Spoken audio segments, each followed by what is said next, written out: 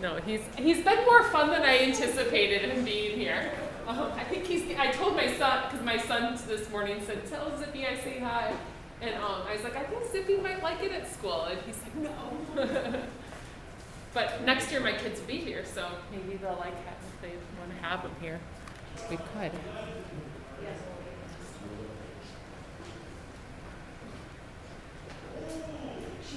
He definitely gets more outside time here than he does at home. Okay.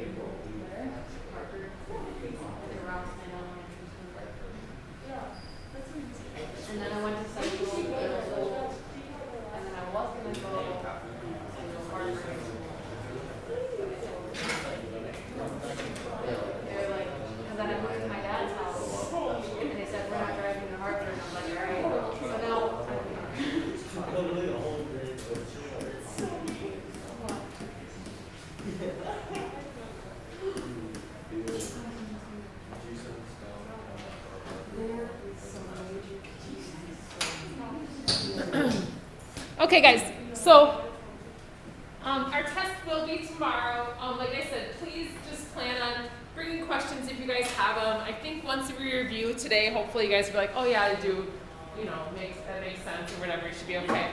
A few of you guys who've been absent, if we need to wait a day or two, that's fine, but I want to kind of get this taken care of and then not have to have you forget things over the weekend again. So in 6.1 to 6.3, we solved just regular inequalities. So this is probably the biggest thing that was confusing, I remember in previous years with my students, is remembering when to set up two equations and just leave it as one. So in problems like this, there's no absolute value. So we don't have to worry about two equations. I don't have to set up like +3 and -3 because there's no absolute value here. So you only do that two equation thing with absolute value. So just be careful about that. So in this case here,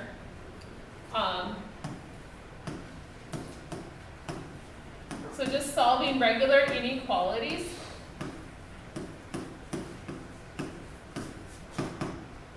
This is where we just have to remember the difference between open versus closed circles.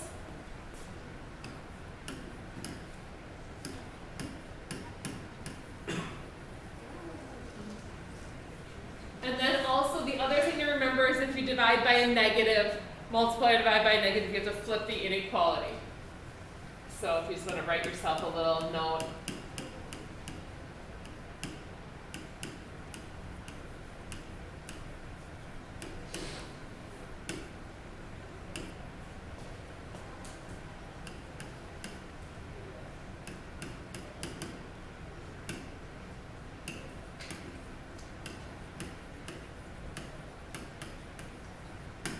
So kind of flip inequality if multiply divide by a negative. So kind of quick, short, sweet, like reminder there.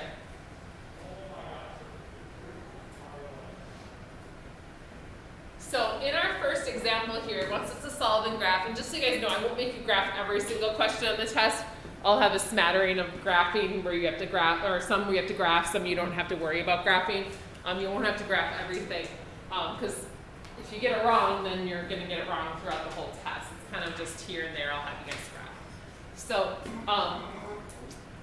for solving this one though, if you guys notice, the x is being divided by 5, but it's also a negative. So what am I going to choose to get rid of that 5? How many, what do you guys want to do to get rid of that 5? You guys are out of luck. Justine's not here to answer all your questions. What? I'm fine with that. All right, what are we going to do to get x alone here. Then you have to answer. We're going to multiply by 5 to each side, but when we do that, I would suggest multiplying by a negative 5 right away. The reason for that is because then I can get rid of the negative right away as well. But then there's no fraction. But here I am going to have to flip the inequality because I'm multiplying by that negative. So I'm going to switch the inequality because we multiplied by a negative. And again, I write myself a little note. You don't have to write that. I just write it so that you guys notice it and just remind yourself that you needed to do that. So this one only has the one outcome, which now that we've done all these with the 2 answers on the number line, it looks kind of weird and you kind of feel like you're not doing enough. Again, this doesn't have absolute value, so we don't have to worry about that. So negative 15, I'm going to have a closed circle. But then remember, on the number line, I'd like you guys to have 1 or 2 other values. I don't need like the whole number line drawn, but you have to make sure you go smaller and larger. So smaller than negative 15 is actually going to be like negative 16. I don't know why that negative is going to go. And then over here it'd be like negative 14. And it's saying x is less than negative 15 because it's trying to eat the negative 15. So we're going to go less, which is left. So this problem only has the 1 arrow. And again, for, now that we've learned the 2 arrows and the connecting, now it kind of feels a little like we're not doing that much here. And that's okay.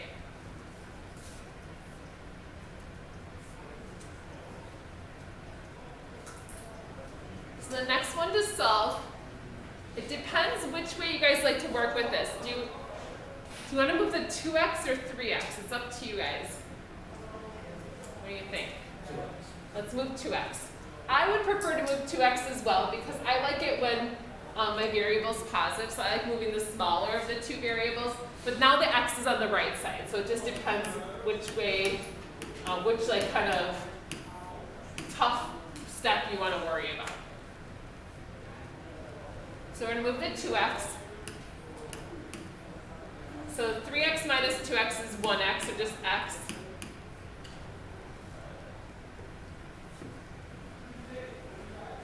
I want to get that x alone, so I'm going to get rid of that 7. So we're going to add 7, right?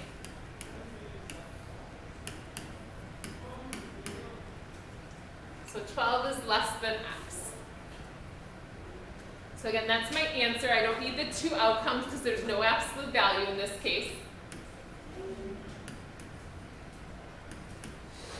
This time it's going to be an open circle. Now is x bigger or smaller than 12? Careful, it's trying to eat the x, so that means x is actually bigger. So we're going to go bigger. So when the x is on the right side, sometimes that's a little confusing. Look, like kind of talk to yourself and think about, telling you to talk to yourself, thinking about which one it's trying to eat. And so the x is bigger because it's trying to eat that. So you're going to go bigger from there. So we did this prior to break, so it probably feels a little bit rusty, but at the same time, we've been using inequalities still, like since break. So I'm hoping that it's enough of like review.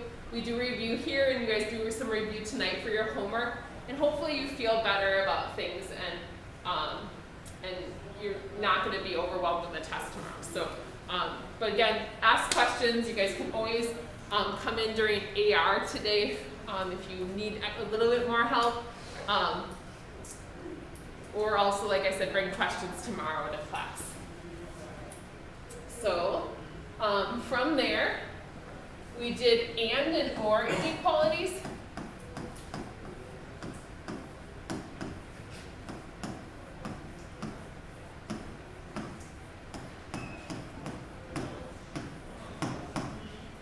And so if you guys recall, and looked like a little bridge, and or looked like the oars of a boat, so like going out.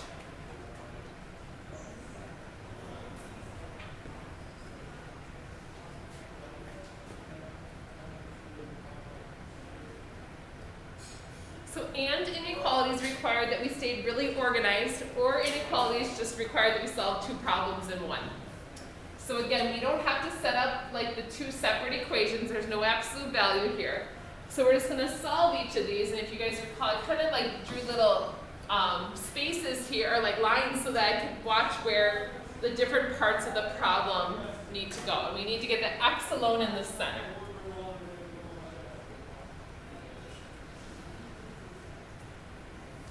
So getting the x alone in the center, what are we going to move first? What do you guys think we should move first?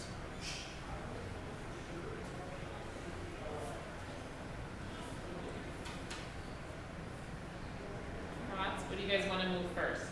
Get that x alone in the middle. The 5. So let's move that 5 first. So we're going to subtract 5.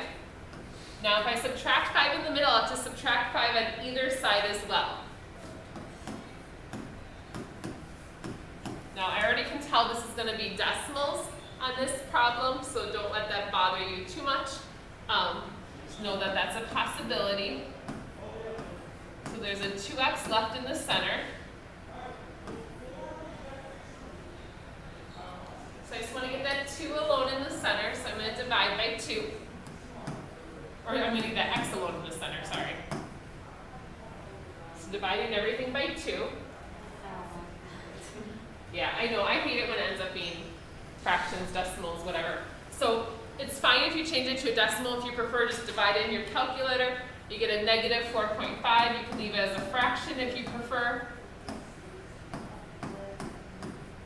7 over 2 is 3.5. And not ideal, but also not the end of the world. Like, they're not like some crazy repeating decimals. In my number line, it must be on the next page, so I'll just draw it.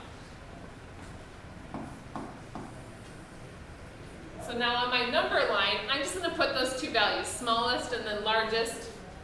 I don't have to put a bunch of in-between numbers.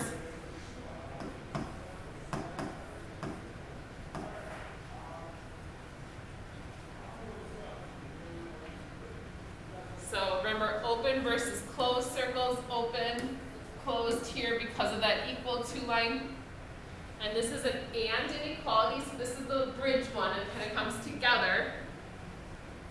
It goes in between these two values. So any number from negative 4.5 to positive 3.5 would work.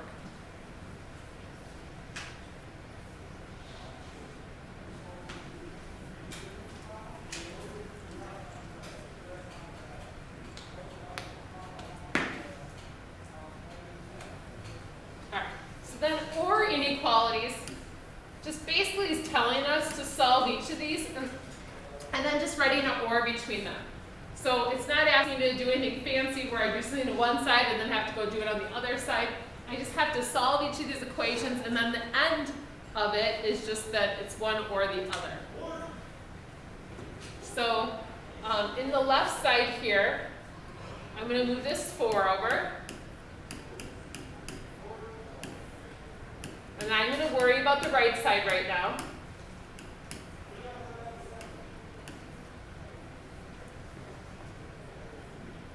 And I'm going to divide by 10 here. Since I'm dividing by a positive, I don't have to flip the inequality, even though my answer is a negative.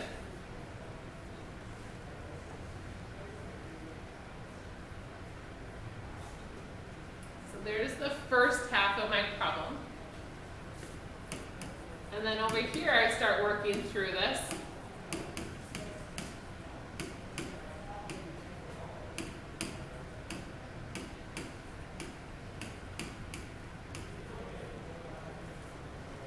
And so again, I get my two outcomes. Now, or should make you think, different spelling, ors of a both, but they go out then. So going into my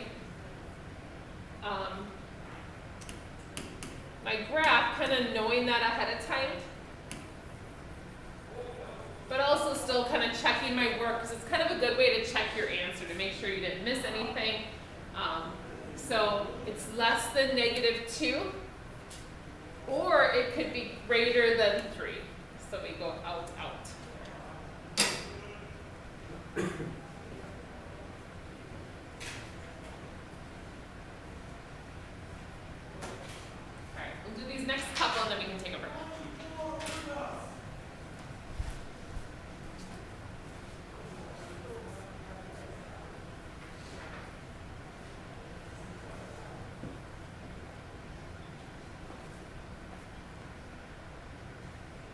All right, so here's where we got into the absolute value.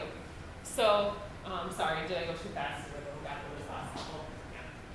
Okay, so here's where we got into absolute value. So as soon as you see those absolute value lines, you want to like remind yourself, oh, this is where I could have two different possibilities for an answer.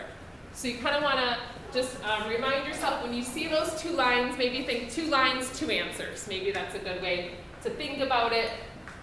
So we're going to solve absolute value.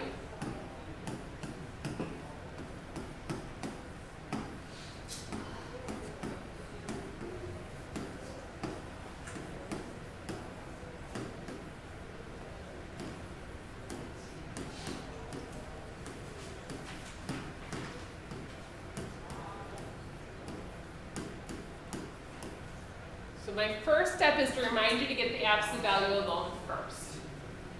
If you don't do that, one of your answers is probably going to be wrong. One of them probably still will work out just fine, so it's not, oh, it's bad number again, I'm sorry. I'm trying to think if the other one's going to be, no, I think they're both bad, sorry. It's mad at me every time there's bad number. So get the absolute value alone, then we have to set up our 2 solutions, there's 2 equations.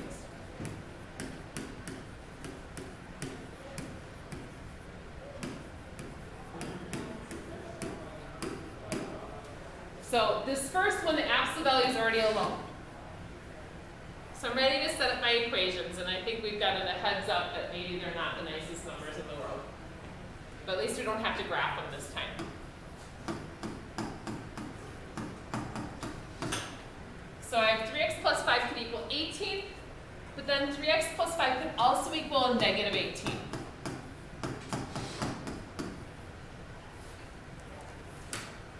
Yeah, they're both bad. So we're going to go to solve these.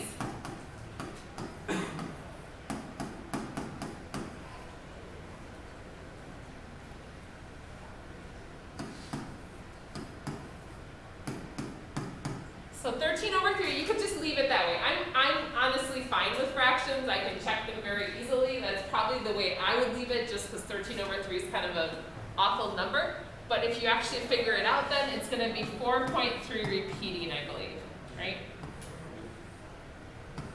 So 4.3 repeating. So if you prefer to write it that way, that's fine as well. But then we also have to solve the other one. So if you only solved half of it, you'd only get half credit. So if this is like a 4-point problem, you'd be missing 2 points, which obviously if you only did that on every problem, it would add up. But so be careful, the 2 lines, 2 answers. This one might be worse, it's negative 2. So you can leave it as a negative 23 over 3 if you're okay with that. Or it's a negative 7.6 repeating, I believe. So if you round it, it's negative 7.7. Or like negative 7.6 repeating, it's fine with me as well. So obviously not ideal, but that one works out nice. There's no divide. You can tell that ahead of time. Okay, but careful on the second one. What do you need to remember with the second one? What do we have to do first? Yeah, get that absolute value alone. So we have to move that 4 over to begin with. So if you forget this step, your second answer is probably going to be incorrect. Which, again, is not the end of the world, but obviously making silly mistakes is frustrating when you know what you're doing. So we have this set up now. Now we're ready to set up the 2 equations. So your second answer is probably going to be a little bit different if you didn't follow that rule.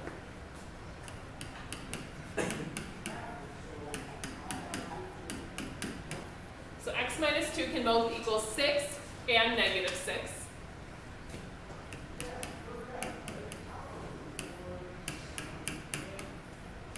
So x is 8.